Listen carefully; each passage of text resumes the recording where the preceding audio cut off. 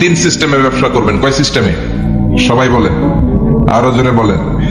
এক নাম্বার হচ্ছে মোশারাকা system. মোশারাকা, partnership. আমি আপনি শেয়ার, তিন চারজন মিলে শেয়ার, আমার টাকা আপনার টাকা, আর দুজনে মিলে ব্যবসা করব। আমার যদি ধরেন 4 লক্ষ টাকা হয়, আপনার যদি 6 লক্ষ টাকা হয়, তাহলে যেই লাভ হবে তার 60% নেবেন আপনি, 40% নেব আমি। লসও যদি হয় 60% আপনার উপর, 40% আমার উপর।